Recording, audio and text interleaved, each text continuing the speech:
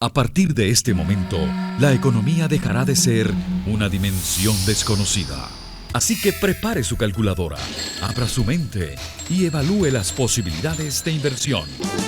RCR Negocios presenta La Otra Vía, una forma de entender la economía como parte de su vida cotidiana.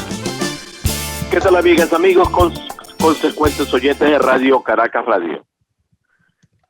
Están ustedes en sintonía de La Otra Vía, que llega gracias al respaldo que recibimos en la dirección general de Jaime Nestares, en la gerencia de producción de Welixa Arcaya, en el control técnico, y nos acompaña el maestro Ian Martínez.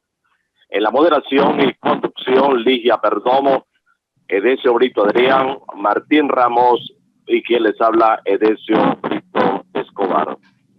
Nos vemos, escuchamos por internet, por RCR 750 en todas las plataformas, vía Twitter, vía Instagram, Facebook, rcr750.com, nuestro portal. Les invitamos a suscribirse al canal YouTube RCR750, que es nuestro portal, y hacer contacto con nuestro blog www.laotraviarcr.blogspot.com, archivo de nuestros más recientes programas y editoriales. Asimismo, para quienes tengan interés en acceder a otras fuentes de información económica nacional e internacional. Correo electrónico de La Otra Vía, laotravia@gmail.com. De ahí nosotros, como lo hacemos semana a semana, nos vamos hoy con un programa distinto en materia económico. Esto definitivamente no lo hemos dejado de abordar, pero sin embargo hoy nos vamos a meter en una de las áreas más sensibles que nos afecta a todos los ciudadanos venezolanos. Y para ello vamos a dar inicio de la siguiente manera, leyendo el artículo 318 de la Constitución vigente de la República Bolivariana de Venezuela, porque justamente a partir de allí que vamos a llevar adelante la conversación con nuestro invitado de este día, y que precisamente nos permitirá una vez más tratar de hacerle llegar a nuestros oyentes una apreciación fundamental para que nosotros podamos distinguir si somos un país que definitivamente está condenado a vivir en estas condiciones de limitaciones, o sencillamente estamos ante la obligación de revisar qué es lo que está pasando y por qué motivos las autoridades venezolanas insisten en sostener esta realidad que nos agobia. Se tiene que ver con el sistema monetario nacional. El artículo 318 de la Constitución dice lo siguiente: las competencias monetarias del Poder Nacional serán ejercidas de manera exclusiva y obligatoria por el Banco Central de Venezuela. El objetivo fundamental del Banco Central de Venezuela es lograr la estabilidad de precios y preservar el valor interno y externo de la unidad monetaria. La unidad monetaria de la República Bolivariana de Venezuela es el bolívar. En caso de que se instituya una moneda común en el marco de la integración latinoamericana y caribeña, podrá adoptarse la moneda que sea objeto de un tratado que suscriba la República. El Banco Central de Venezuela es persona jurídica de derecho público con autonomía para la formulación y ejercicio de las políticas de su competencia. El Banco Central de Venezuela ejercerá sus funciones en coordinación con la política económica general para alcanzar los objetivos superiores del Estado y la nación. Para el adecuado cumplimiento de su objetivo, el Banco Central de Venezuela tendrá entre sus funciones la de formular y ejecutar la política monetaria, participar en el diseño y ejecutar la política cambiaria monetaria, participar en el diseño y ejecutar la política cambiaria, repetimos, regular la moneda, el crédito y las tasas de interés, administrar las reservas internacionales y todas aquellas que establezca la ley. ¿Por qué insistimos en citar la Constitución? Bueno, porque es que nadie puede ejercer autoridad en Venezuela si primero no asume que tiene el cumplimiento de la Constitución? ¿Por qué nosotros hoy insistimos en el tema? Bueno, porque es que ya estamos entrando en el segundo trimestre del año 2021 y seguimos rondando en función de lo que para muchos no entendemos por qué sí y por qué no tiene que ver la dolarización en Venezuela. Para ello nos vamos a valer de la participación del profesor Leonardo Vera, no solamente profesor de la Universidad Central de Venezuela, sino que además es miembro de la Academia Nacional de Ciencias Económicas del país. Dejo en el uso de la palabra a Ligia Perdomo, a quien le corresponde precisamente comenzar esta conversación con el profesor Vera y que nos transmita a los ciudadanos venezolanos qué es lo que realmente está sucediendo con el bolívar, con el dólar, a qué nos tenemos que someter. Esto nos recuerda a Zimbabue. En un momento determinado, ese país llegó a una situación similar. Terminaron teniendo 7 tipos de monedas y el problema se mantuvo hasta que finalmente hubo un cambio de gobierno y no sabemos si finalmente esto se mantiene o se vuelve a complicar para los ciudadanos de ese país. Aquí no tenemos que tener los venezolanos. Bueno, que Ligia adelante esta conversación con el profesor Vera. Adelante, profesor. Buenos días, amigos, a todos los que nos escuchan sábado a sábado a través de RCR 750. Buenos días, Leonardo, por haber aceptado la invitación. Edesio, partiendo del artículo que acabas de leer de la Constitución Nacional, creo que voy a empezar por algo muy fácil para Leonardo. Tú hablabas, Edesio, el artículo habla de regular la moneda, del crédito, pero no tenemos ni moneda ni hay crédito en Venezuela, Leonardo. Vamos a ver, explícanos un poco por qué no tenemos ninguna de estas dos cosas en este momento y cómo el Banco Central ha perdido su autonomía al punto que ya no cumple la función para la cual fue creado. Sí, bueno, gracias Ligia y gracias Edesio por la introducción a este programa y obviamente por darle contexto a este gravísimo problema monetario y financiero que tiene Venezuela. En efecto, tú lo has dicho correctamente, Venezuela es un país que se está quedando sin moneda propia y además es un país en donde en el abanico de opciones de financiamiento se ha perdido la más importante, que es el crédito, que es el crédito a las personas y el crédito a las empresas, que es una palanca fundamental para el funcionamiento de la economía. Y esto es paradójico porque, como ustedes bien lo han leído en la carta, o vamos a decir en el texto legal, en el código legal que regula el funcionamiento del Banco Central, y en este caso el Banco Central de Venezuela, estas son dos funciones fundamentales sobre las cuales el Banco Central debe velar. Es decir, el Banco Central debe velar por el buen funcionamiento de medios de pago y de la moneda doméstica, y además debe velar por el buen funcionamiento del sistema financiero y particularmente el mercado de crédito. Ahora, ¿por qué en Venezuela, ya yendo a la pregunta en particular, por qué en Venezuela nos hemos ido quedando sin moneda propia y nos hemos ido quedando sin financiamiento, sin un sistema financiero que opere y que ayude al sector real de la economía? Aquí hay que remontarse quizás un poco a 3, 4 años atrás, cuando comenzó el proceso de inflación alta y cuando los economistas ya advertían que si no había un cambio de rumbo en la conducción de la política económica nacional, íbamos a llegar a un proceso de hiperinflación. Y efectivamente así fue. Ya a finales de 2017 comienza este proceso de aceleración muy marcado en la inflación, como no lo habíamos visto en toda la historia de Venezuela. La historia contemporánea del país está marcada por la inflación como un problema crónico, pero nunca los venezolanos habían visto una aceleración inflacionaria como la que se ha visto desde finales del 2017 en adelante. Entonces, este proceso va haciendo que el poder de compra de la moneda se vaya erosionando paulatinamente.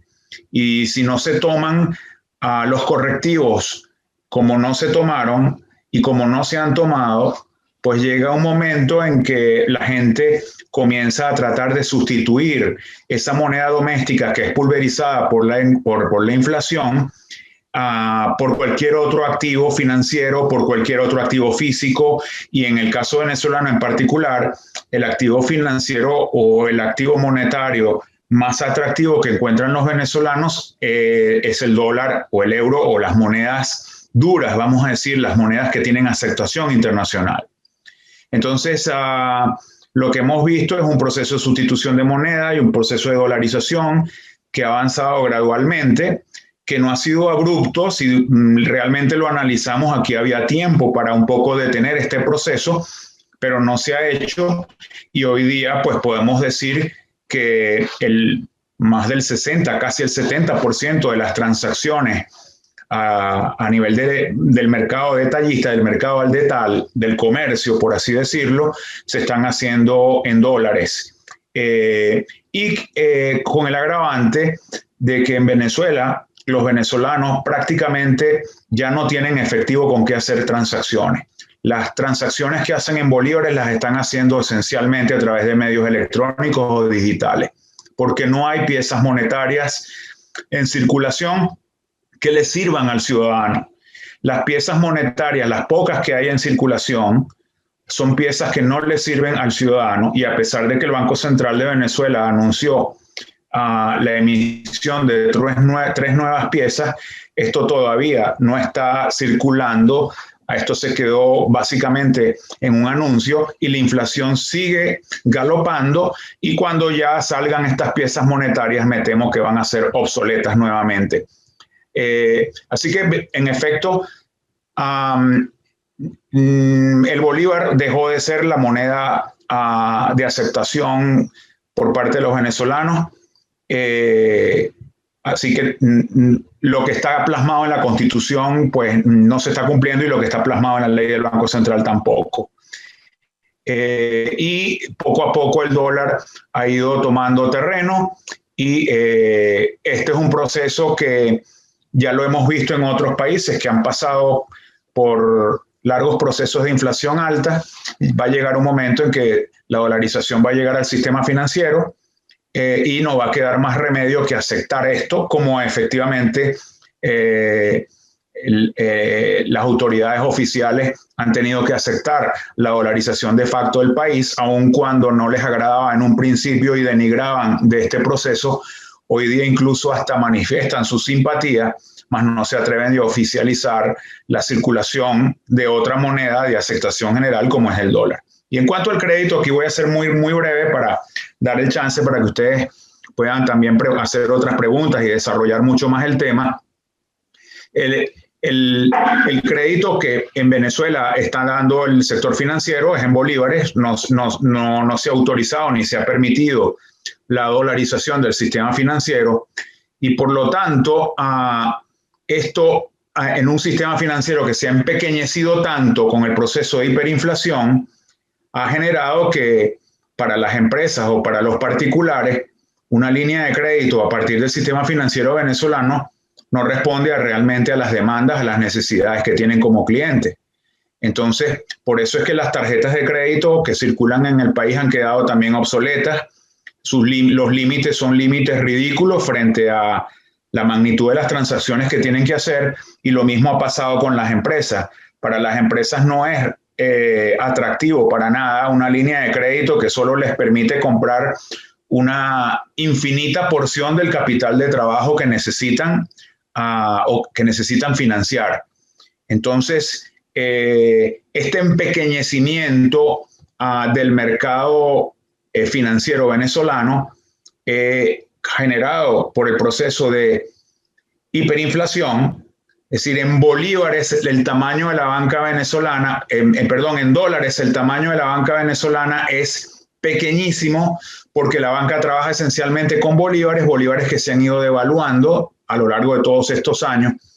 Entonces, ese empequeñecimiento del sistema financiero también ha empequeñecido las líneas de crédito y prácticamente ha hecho que el mercado de crédito en Venezuela desaparezca. Ahora, Leonardo, ¿qué sentido tiene que el gobierno haya estado retrasando que la dolarización llegue al sistema financiero? Porque lo ha hecho de manera deliberada, cuando ya la banca, cuando ya todos empezamos a conocer cuáles son los productos que están preparando la banca, en qué sentido,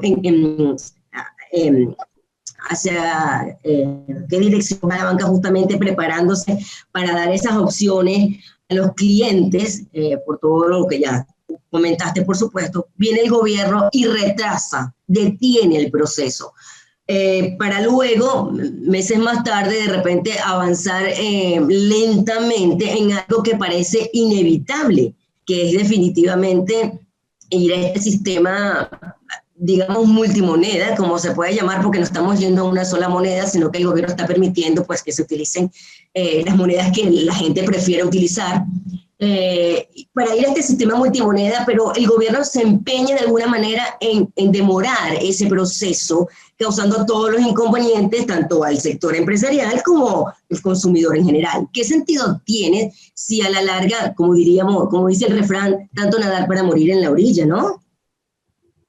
Sí, bueno, esta pregunta es muy interesante porque lo que uno observa es una permanente resistencia a abandonar una cantidad de políticas y de enfoques de cómo manejar la economía que todos sabemos eran insostenibles. Entonces, el gobierno muchas veces no hace las cosas en materia de política económica por convicción, sino porque se ve obligado por las circunstancias. Entonces, así vimos cómo el país estuvo plagado de escasez de bienes y servicios durante varios años, desde el año 2013 en adelante. Aquí no había papel higiénico, no había bienes de primera necesidad, había una escasez tremenda. Y era claro para todos los analistas de que Venezuela tenía que renunciar al sistema de controles asfixiantes que estaban generando esta situación. Y sin embargo, lamentablemente, el gobierno no quiso hacer nada al respecto. La situación se fue agravando y esto generó muchísimo sufrimiento sobre la población venezolana.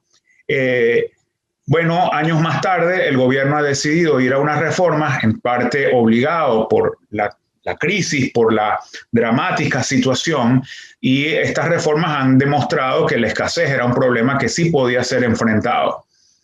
Sin embargo, ahora enfrenta otros desafíos y en lugar de tratar de vislumbrar qué se puede hacer, de anticiparse un poco, incluso aprovechando la experiencia de otros países que han tenido procesos de inflación alta o que han pasado por crisis más o menos similares a la venezolana, sigue resistiéndose, sigue siendo reactivo, es decir, trata de resistir hasta lo último y entonces esperará a que llegue una crisis y cuando llegue una crisis el sector financiero seguramente decidirá entonces ir a un sistema, como dices tú, multimonedas o bimonetario, como efectivamente lo tuvieron y lo han tenido otros países latinoamericanos, en donde este proceso de dolarización creciente se ha presentado. Entonces, para mí es una combinación de falta de experticia, de incompetencia y que al final del día nos generan muchísimos problemas y malestar a la población venezolana porque cosas que deberían hacerse de inmediato no se hacen y tenemos que, vamos a decir, vivir con las secuelas que genera esta resistencia a tener que hacer los cambios que la economía reclama. Ya. Estamos conversando con el profesor Leonardo Vera y lo estamos haciendo base en una realidad que nos angustia día a día porque vivimos en Venezuela, apreciamos lo que está sucediendo con el manejo de la moneda y lo peor es que no observamos de parte de las autoridades ningún hecho que haga suponer que hay voluntad en querer que se cambie lo que estamos viviendo. Pero eso hay que hacer ante una realidad como la hiperinflación que estamos viviendo los venezolanos, 4 años ya en una situación que uno no aprecia ningún cambio, una economía que no puede crecer, los que trabajan, el trabajador, o llamo quienes mantienen las empresas, no encuentran respuesta por parte de las autoridades. ¿A qué nos tenemos que someter nosotros? Tomando en consideración que el factor está predominando también en el comportamiento de la economía nacional. Entonces, ¿a qué debemos atener en este momento, profesor Vera? Bueno, el venezolano ha demostrado una extraordinaria capacidad de resistencia frente a los embates que genera este clima o este contexto de crisis multidimensional, porque hay que recordar que Venezuela está viviendo no solamente una crisis monetaria o una crisis inflacionaria, sino esta es una crisis que afecta a los ciudadanos en muchos sentidos. Hay una crisis de servicios públicos en la que el venezolano vive día a día, en materia de conectividad, de energía eléctrica, de gas, de agua, de provisión de servicios básicos, de gas. Hay una crisis fiscal de grandes magnitudes en la medida que la producción de petróleo, los ingresos fiscales de origen petrolero se han desplomado. Hay una crisis económica, una crisis productiva que esencialmente se ve en las cifras que estiman los analistas de caída del Producto Interno Bruto acumulado casi 70%, una economía que apenas es hoy la quinta parte de lo que fue hace 5 o 6 años atrás. Hay, digamos, una crisis financiera en el sentido que el país está en una situación de impagos o de morosidad en materia de deuda con los acreedores. Entonces, esto es una gran problemática. Evidentemente, esto es una problemática para ser abordada muy seriamente, con mucho rigor, con un programa de estabilización que trate de alguna manera de abordar cada uno de estos problemas en forma integral. Ahora, ese gran programa de estabilización todavía Venezuela no lo ha visto, a pesar de que hay analistas ya en Venezuela que han presentado lo que podemos llamar unos lineamientos de qué podría hacerse para transitar, pero es muy difícil también, y esto hay que reconocerlo, porque la crisis política también imposibilita desplegar un buen programa de estabilización económica. Entonces, yo creo que los venezolanos, y en particular quienes dirigen al país, tienen que entender que la crisis económica de la cual he hablado, de todo esto, crisis productiva, crisis financiera, crisis fiscal, eso es la crisis económica. La crisis económica no va a ser resuelta satisfactoriamente si Venezuela no resuelve su crisis política. Y este es un mensaje que parece muy sencillo, pero muy difícil de entender para quienes liderizan o lideran al país hoy día. Entonces, ¿qué hacen los venezolanos? Que la pregunta de fondo de ustedes, bueno, en medio de esto tratan de buscar cómo acomodarse a la situación. Aquellos que no han podido, que no han tenido la flexibilidad, que no encuentran una puerta por donde entrar, una ventana por donde tomar oxígeno, han tenido que salir del país. Y estamos hablando de 5 millones de hermanos venezolanos que han tenido que salir de Venezuela. Los que se han quedado han tratado de sobrevivir de muchas maneras. Por ejemplo, a través de el autoempleo.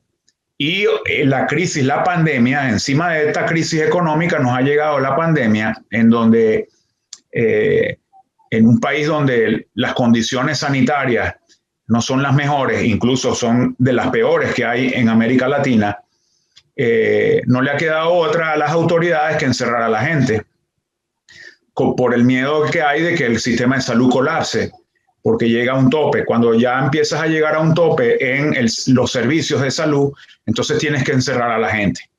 Y en Venezuela entonces lo hemos hecho ya varias veces, encerramos a la gente y este encierro obviamente genera estrés económico, genera desempleo, genera angustia en los hogares que no tienen ingresos y la gente entonces trata de buscar actividad, cualquier actividad que le permita sobrevivir. No hay cifras sobre el crecimiento del autoempleo o la informalidad en Venezuela, pero debe ser gigantesco. La pérdida de empleos formales es muy grande y la gente necesita sobrevivir y la gente busca cómo hacerlo. Entonces, así como la gente busca cómo tratar de desplazarse hacia el dólar para poder tener capacidad adquisitiva y el que presta un servicio dice, bueno, voy a cobrarlo ahora en dólares y no en bolívares para que eso me rinda, me alcance y pueda tener acceso a una pequeña cesta de bienes y servicios, pues así también la gente busca actividad económica por donde escurrirse para poder seguir teniendo algún tipo de ingresos, ¿no? Entonces hay una gran transformación que no la califico ni de buena ni de mala, pero hay una gran transformación en la economía venezolana que demuestra, en cierto modo, la flexibilidad o la capacidad de adaptación que tienen los venezolanos frente a la crisis. Y sobre todo, esto es algo algo digno de resaltar en un país donde el sector público y el gobierno, las autoridades oficiales, no ayudan para nada. Entonces el ciudadano ha entendido que su vida, la cotidianidad, ha quedado a su suerte y que ya no puede seguir contando con el apoyo o con la palanca que podría proveer el sector público o el Estado venezolano. Leonardo, Venezuela vive la peor crisis económica, por lo menos de la era republicana, y no por factores externos como podría ocurrir en cualquier nación cuando ha tocado fondo como lo estamos haciendo nosotros acá en Venezuela, sino, bueno, generado por causas del gobierno, pues por mal manejo de la economía, por una ideología absurda, trasnochada, que ya no tiene sentido en pleno siglo XXI, pero bueno, lo cierto es que ya tenemos 7 años de recesión, tenemos más ya de 3 años de una hiperinflación bastante agresiva, y no vemos que haya cambio en la dirección del régimen de Maduro para que esto empiece a revertirse. Este gobierno ha desafiado cualquier lógica económica. Entonces, ¿hacia dónde vamos? ¿Hacia dónde crees que va a terminar el país que en los últimos años, aprovechando esta coyuntura, esta flexibilización que el gobierno ha permitido ante las opciones que se le redujeron de ingresos y tenía que dejar de hacer? O sea, ya no puedo hacer yo, entonces hagan ustedes lo que puedan para subsistir, para mantenerse. Hemos visto también cómo se ha abierto este espacio a las economías de bodegón, que es un nicho muy reducido, que no crea empleo, que atiende un mercado muy pequeño de la población, pero que es una realidad que el gobierno está favoreciendo, aunque vimos que esta semana, no sabemos si será cierto, el gobierno anunció que iba a empezar a cobrar aranceles a las importaciones. No lo sabemos porque ya tienen los últimos 3 años justamente lo que ha hecho es todo lo contrario, en detrimento de la producción nacional o de la poca producción nacional que podamos tener en este momento. Entonces, ¿hacia dónde vamos? Bueno, justamente esa pregunta que tú estás haciendo es la que queremos responder el 13 de abril en un foro que vamos a hacer y que está siendo patrocinado por Carpe Diem Comunicaciones. Ahí van a estar varios analistas, voy a estar yo también, porque justamente creemos que es una de las preguntas más relevantes que se hace el venezolano hoy día. Es decir, ¿hacia dónde vamos? ¿Qué cambios están ocurriendo? Porque en realidad están ocurriendo cosas. Están ocurriendo cosas más rápidamente en el plano económico de lo que venían ocurriendo hasta hace unos 2 años atrás. Si tú te pones a revisar un poco el expediente reciente de decisiones del gobierno de Nicolás Maduro, ahí verás que ellos levantaron el control de cambio y le dijeron a los agentes privados: busquen ustedes las divisas, ya yo no puedo darle dólares, así que búsquenlos ustedes y resuelvan ustedes como puedan. Asimismo, se ha hecho un poco la vista gorda con aquella política de estrangular a las empresas, controlándoles todo, los precios, a dónde debían enviar los productos, etcétera. Eso se ha relajado. Asimismo, se ha hecho la vista gorda con el proceso de dolarización de la economía.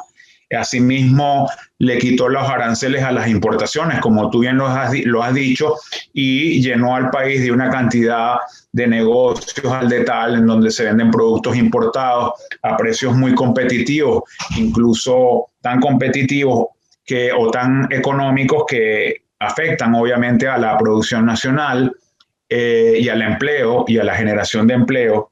Así que hay cosas que están pasando. Sin embargo, como yo dije anteriormente, esto no responde a un plan bien trazado, a un programa de reformas bien concebido, sino que son cosas que se hacen, se mantienen por un tiempo y después se analizan y se dan cuenta, oh, cometimos ciertos errores, ¿no?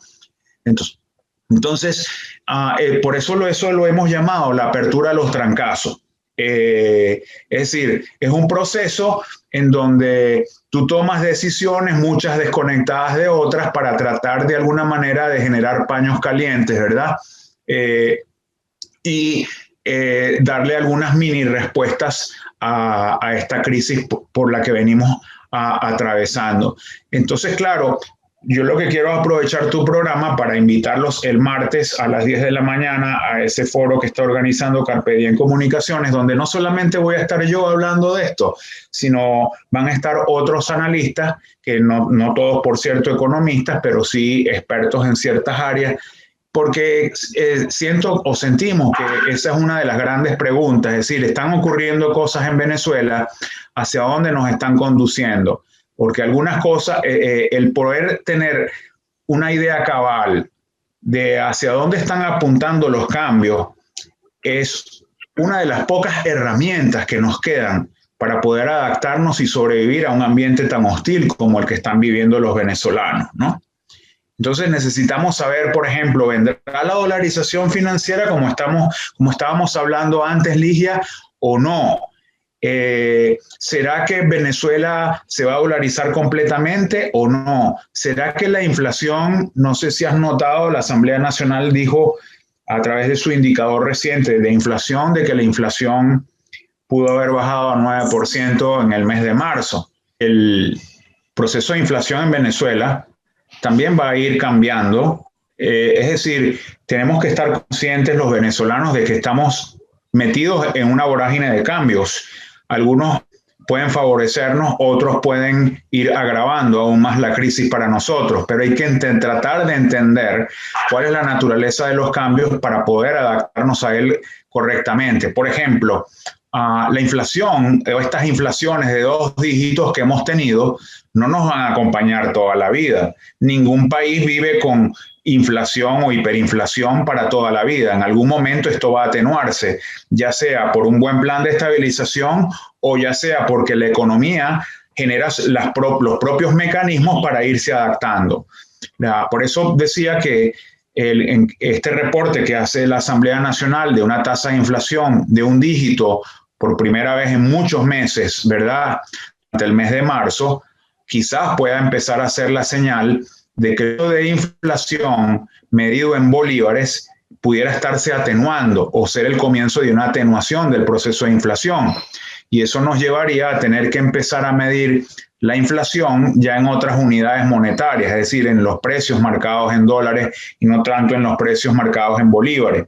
Pero es que en el país están ocurriendo cambios también de otra naturaleza muy importante. Por ejemplo, Venezuela de la noche a la mañana ha dejado de ser un país petrolero. Y esto para los venezolanos tiene que ser una información o una señal que nos permita entender que esta situación de precariedad de los servicios públicos no se va a resolver de la noche a la mañana. En un país que está exportando escasamente la 1/4 parte de lo que exportaba hace 2 o 3 años atrás, o que está vendiendo la 1/4 parte del petróleo que vendía años atrás. Entonces, ese cambio, eso está generando otros cambios en la estructura económica del país. Ya, por ejemplo, el sector público no vive de los ingresos fiscales petroleros. Tiene que empezar a apoyarse en los ingresos fiscales no petroleros, en el IVA, en los aranceles. Esta medida que acaba de anunciar el Ministerio de Finanzas de empezar a cobrarle aranceles a toda esta invasión de importaciones o de productos importados que han llegado a Venezuela es una medida esencialmente fiscal. Necesitan de alguna manera buscar recursos y entonces ahora sí, después de muchos meses o casi 2 años, van a empezar a cobrarle aranceles a una cantidad de cosas que estaban entrando a Venezuela, no solamente sin aranceles, sino además sin permiso sanitario, una cosa que es insólita. Entonces, estas son las cosas que el venezolano... Entonces, ¿cómo afecta eso al ciudadano común? Aquel que estaba tratando de ir a estos locales comerciales especiales a comprar esos productos a precios relativamente económicos, va a encontrar que estos productos ahora van a ser mucho más costosos por esta alza en los aranceles de aduana.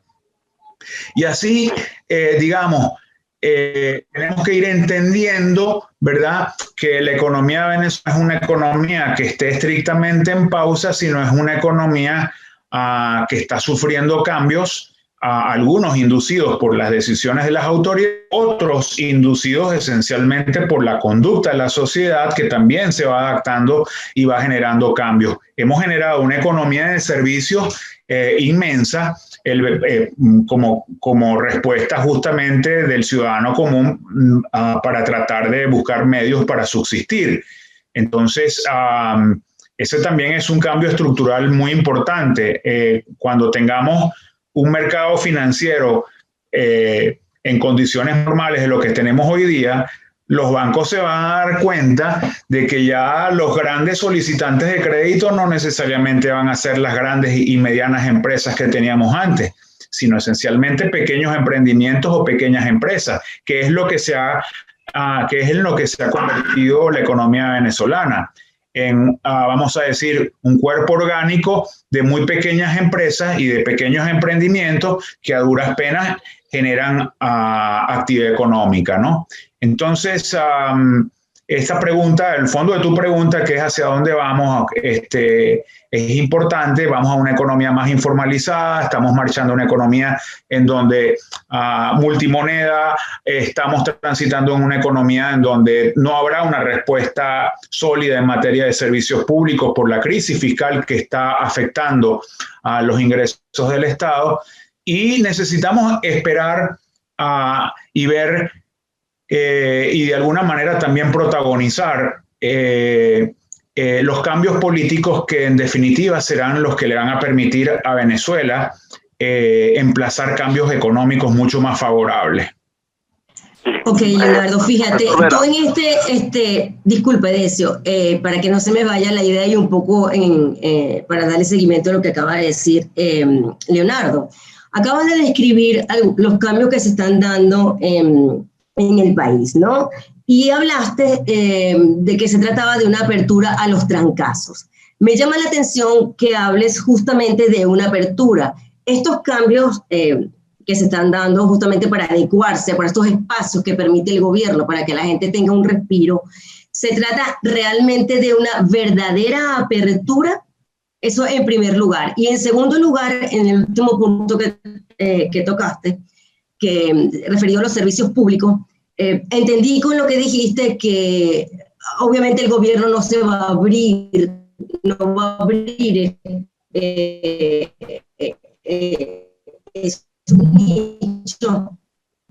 esos sectores a la inversión privada, o sea, recursos para poder salir un poco del estado de deterioro en que están los servicios públicos hoy día. Mi pregunta es, entonces, ¿tú no ves la participación aquí de actores privados? ¿No crees que el gobierno es nacionalidad, ¿no? De donde provenga el invento un poco esos sectores a actores privados. Sí, parte de los cambios a los que se ha visto obligado el gobierno tienen que ver con el espacio que le da al sector privado para la actividad económica. Entonces, a mí no me cabe la menor duda de que ellos se han visto obligados a abrirle espacio al sector privado, y eso hay muchos ejemplos que no viene al caso citar, pero hay muchos ejemplos que muestran que hacia allá está conduciendo el gobierno. Y esto, lamentablemente, no se está haciendo de la mejor manera posible.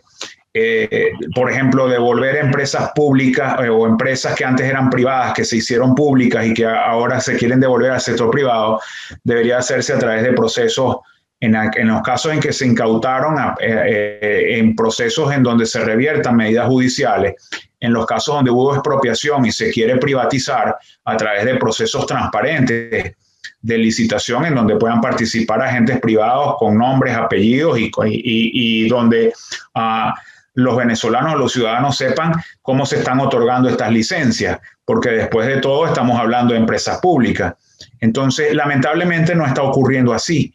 No está ocurriendo así, y entonces solamente a través de las filtraciones en algunos medios de comunicación es que uno se entera de que de pronto hubo un central azucarero en tal región del país que fue devuelto a manos privadas y que está siendo operado por una empresa que nadie conoce y que nunca se dedicó a ese ramo, y de cosas así que uno dice, caramba, pero ¿cómo es posible que lo hayan hecho de esa manera, ¿no? Entonces, por eso esto de la apertura de los trancazos, porque en efecto, primero, son medidas que se toman no por convencimiento, sino obligado por las circunstancias. Es decir, tú tienes unas empresas que están paradas, que te están generando pérdidas y no tienes dinero para inyectarles, porque ya no tienes recursos con que resucitarlas, pues comienzas entonces a cederlas o a transferir esos activos al sector privado. Pero no lo haces de una manera transparente, sino que lo haces de la manera más oscura posible, y tú no sabes en realidad qué fue lo que ocurrió ahí. Y en un país donde hay tanta suspicacia y con tan malos antecedentes en esta materia, pues es muy fácil ser mal pensado. Sí, señor. Estamos conversando con el profesor Leonardo Vera, profesor de la Universidad Central de Venezuela, miembro de la Academia Nacional de Ciencias Económicas. Mire, luego, pues, a mitad del programa, nosotros decimos, tenemos una visión más de confusión que de aclaramiento, y perdón el término de la expresión, ¿no? Profesor Vera, usted que está relacionado con quienes tienen manejo académico del tema económico en este momento, ¿cree usted que podemos definitivamente avanzar en estos cambios a trancazo cuando tenemos una grandísima parte de la población que ni siquiera tiene capacidad de compra, ¿no? Porque si algo debemos reconocer es que los dólares están en la calle, algunos los tienen, pero es que la mayoría de la gente ni siquiera tiene a veces ni para pagar transporte, ¿no? El problema social nuestro no lo podemos subestimar ante la necesidad de los cambios que se requieren en este momento. ¿Cómo se lo plantea usted desde el punto de vista académico? ¿Cree usted que la parte social pudiera ser definitivamente asumida como un acto de responsabilidad en su cambio? ¿O sencillamente vamos a seguir moviéndonos en función de trancazos sin saber exactamente qué consecuencias puede tener esto a mediano plazo? Sí, bueno, a falta de un buen programa de estabilización que pueda darle respuesta integral a la crisis, lo que ha venido ocurriendo entonces en Venezuela es una combinación de dolarización informal, sin ninguna conducción, y esto que hemos llamado la apertura de los trancazos.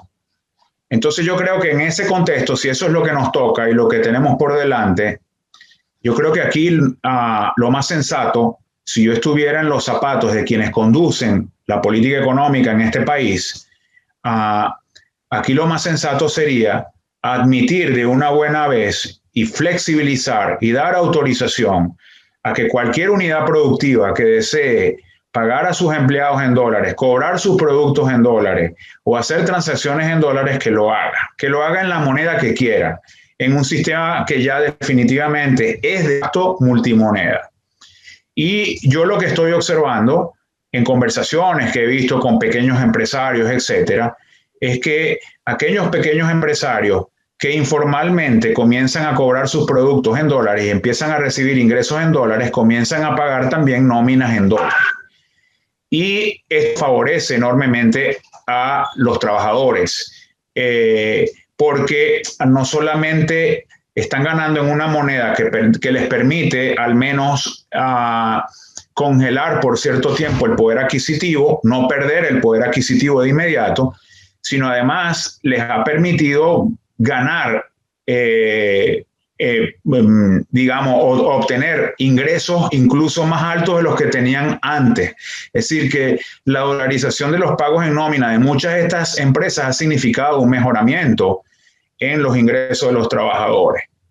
Entonces, me temo de que ese no sea, digamos, la vía más idónea para poder ir recuperando el poder adquisitivo, me temo que el proceso de dolarización y la autorización de que esto sea un proceso más formal, más legal,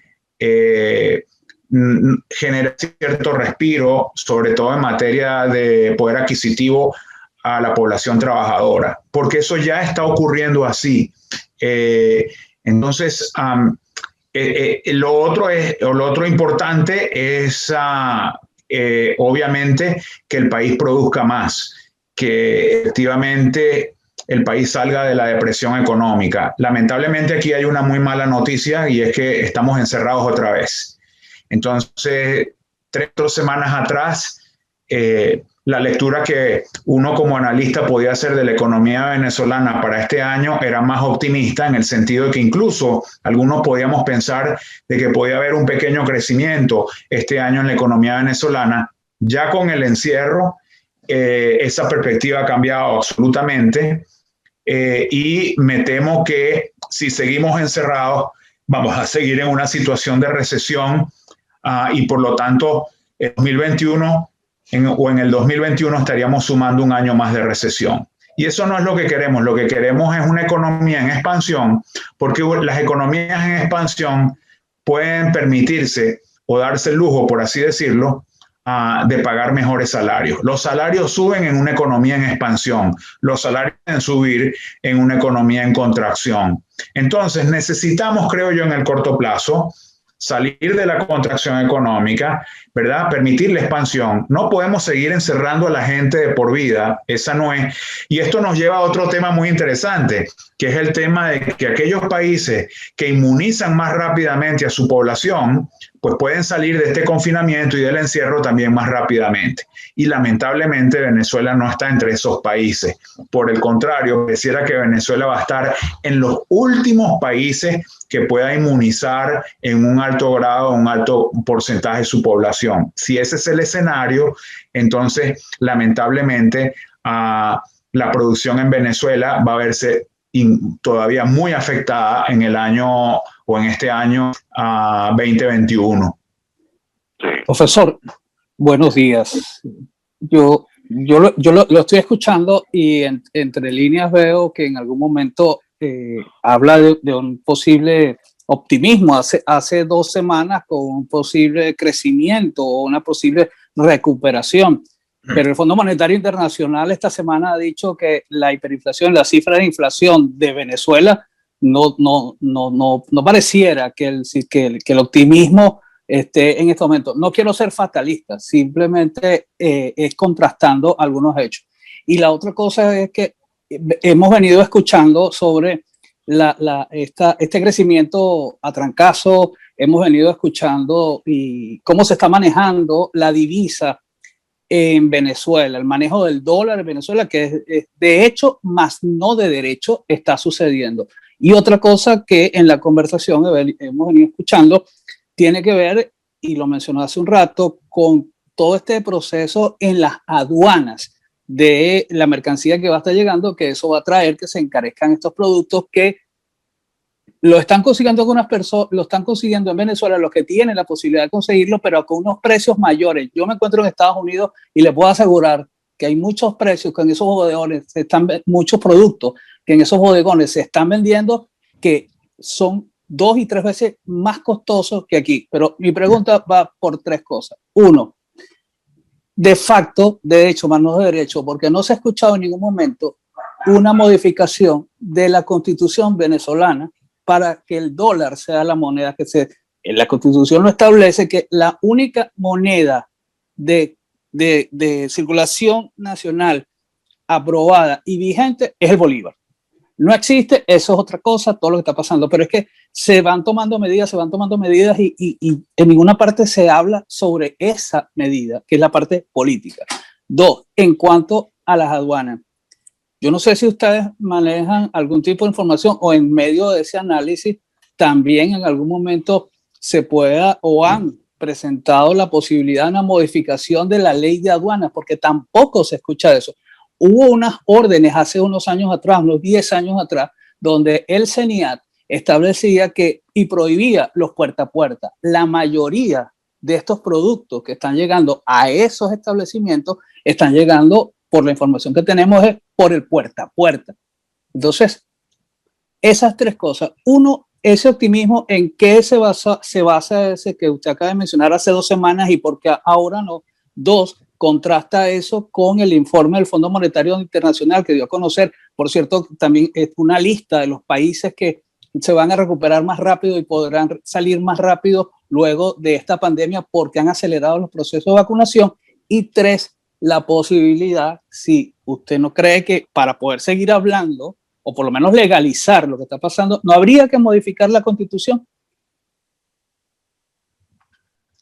Bueno, gracias. En realidad son varias preguntas, algunas están interrelacionadas, ¿no?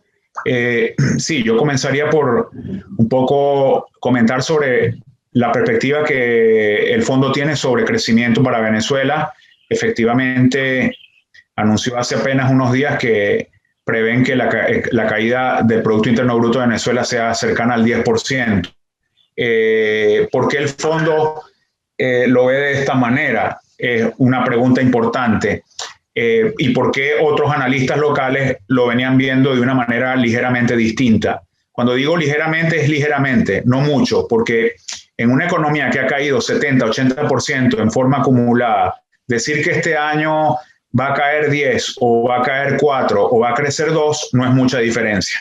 Pero en todo caso, lo que el fondo ha venido viendo es que hasta hace poco tiempo, estoy hablando del pasado año, la producción de petróleo de Venezuela estaba muy afectada, las ventas de petróleo muy afectadas, los precios del petróleo estaban relativamente bajos y esta es una señal muy importante para una economía que depende del petróleo como la venezolana. Pero por otro lado, ¿verdad?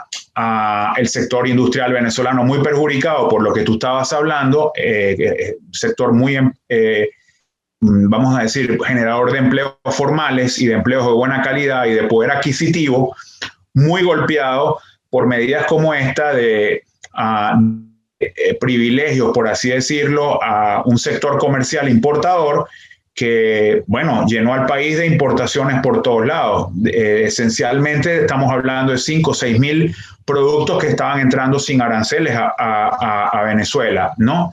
Entonces, basado en esto, quizás el fondo era bastante pesimista. Sin embargo, ¿en qué sentido los analistas locales pensaban que quizás Venezuela pudiera caer mucho este año o incluso crecer un poco? Hay un reporte de Credit Suisse que circuló por todas las redes impresionantes, en donde ellos decían que es posible crecer 4%, y eso, bueno, generó muchas opiniones. Bueno, ¿en qué estaban basadas estas cosas? Estaban basadas en que en los últimos 5 meses los precios de petróleo han estado subiendo, silenciosamente tenemos precios más altos. 2, la producción de Venezuela, que venía cayendo, llegó al piso en el mes de junio del año pasado. De julio en adelante la producción ha estado subiendo y esto también ha pasado inadvertido. 3, Venezuela se había hecho la expectativa de que iba a adquirir vacunas e incluso esto hasta apenas unas semanas atrás la magnífica noticia de que había un acuerdo para traer vacunas a través del mecanismo COVAX, que además el sector privado iba a hacer lo suyo por otro lado con un lote de 6 millones de dosis, además de que era posible obtener algunas donaciones. Bueno, todo eso se descalabró. Se descalabró en una tarde en donde alguien dijo, no acepto vacunas AstraZeneca, no acepto intervención, no acepto que los recursos vengan de tal banco, no acepto. Y entonces ese no acepto ha cambiado esencialmente la perspectiva económica del país, o cambia esencialmente la perspectiva económica del país, ¿no? Y bueno, tu otra pregunta sobre qué hacer con la dolarización, dado que el bolívar es la moneda de curso legal en la Constitución. Bueno, aquí hay que hacer cosas bien, pues hay que empezar a respetar las instituciones y las leyes son parte de las instituciones. Entonces, si queremos darle credibilidad a las acciones que tenemos, a la gestión pública en particular, tenemos que hacer las cosas bien. Y ese es uno de los grandes problemas que ha tenido Venezuela en los últimos años, que las cosas no se hacen por consenso, no pasan como deben pasar por el legislativo, que no hay discusión política seria y de altura, y que por lo tanto pues las medidas que se toman son medidas que tienen un muy bajo grado de legitimidad y a veces ningún grado de legalidad, y me temo que por ese carril nos van a ir empujando. Crecimiento a trancazo, Ligia. Sí, bueno, nos van a estar empujando por allí probablemente. Tenemos esta ley aprobada por la constituyente que evidentemente ellos podrán privatizar las empresas que quieran, los sectores, incluso si quieren, sin que mucha gente se entere de lo que está pasando allí. Eso Ligia, es una realidad. Una precisión, Ligia. Leonardo, Haití. Una precisión, Ligia, no es la constituyente. Ellos fueron la constituyente, ahora son la asamblea. Gusten o no, claro, pero la ley la aprobó la constituyente y está aprobado bajo el mandato de la constituyente, que ya no existe, pero bajo el mandato de la constituyente. Eso es así, pues. O sea, el mismo chavismo. Nos quedan pocos minutos para poder ir cerrando y dar las conclusiones de lo que ha sido este interesante programa el día de hoy con el profesor Leonardo Vera. Leonardo, volviendo al punto, Haití parecía unos 6, 7 años atrás que todavía estábamos muy lejos de alcanzar a Haití en niveles de pobreza, en niveles de economía, el país con el peor desempeño en la región, y hoy es una realidad. ¿Cuán bajo podemos seguir cayendo? ¿Con qué otro país podemos compararnos? Evidentemente ya no de la región, porque ya caímos a los niveles de Haití. ¿Cuán bajo podemos seguir cayendo si las cosas siguen por el camino que van? Bueno, yo en ese sentido no soy tan pesimista. Yo creo que ya las cosas han llegado. Es decir, cuando en un país la población comienza a salir en forma masiva, como comenzó a salir en Venezuela hace 3, 4 años atrás,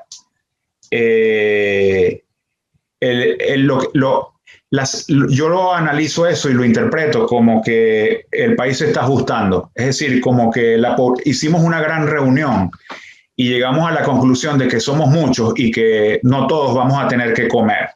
Entonces tomamos una decisión y decimos, bueno, nos vamos a ir unos cuantos, un 15% de la población, nos vamos para que los demás coman, pero ustedes ahora deben producir para poder comer. El país se ha estado ajustando.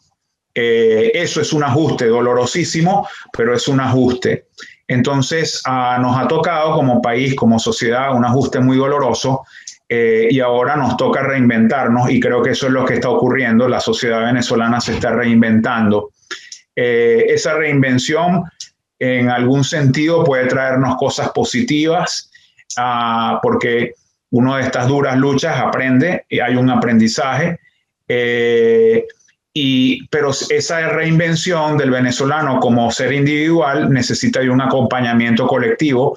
Necesitamos la acción colectiva y necesitamos el acompañamiento de la gestión, de una buena gestión pública, y eso es lo que no tenemos.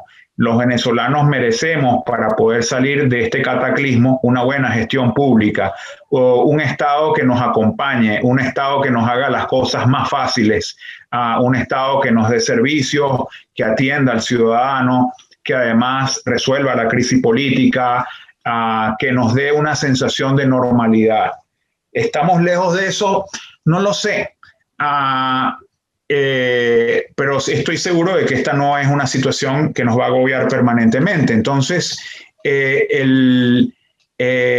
por eso he puesto tanto énfasis en la discusión de hoy, en esta conversación que hemos tenido, en la necesidad de encontrar algunas pequeñas o medianas o grandes soluciones políticas, ¿verdad?, que nos permitan ir abriendo espacios en materia económica. Estamos muy amarrados en materia económica porque tenemos un gran cinturón, que es la crisis política, que no nos permite mucho más.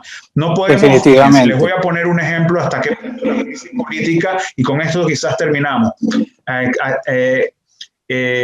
determina todo lo que podamos hacer desde el punto de vista económico. Venezuela es un país hoy día aislado de la comunidad financiera internacional, totalmente aislado, que de no haber esta condición, estaría recibiendo asistencia financiera internacional, como la han estado recibiendo otros países latinoamericanos, estaría recibiendo incluso vacunas gratuitas, porque el mecanismo COVAX tiene un segmento de vacunas gratuitas para países de bajos ingresos, y Venezuela ya es un país de bajos ingresos.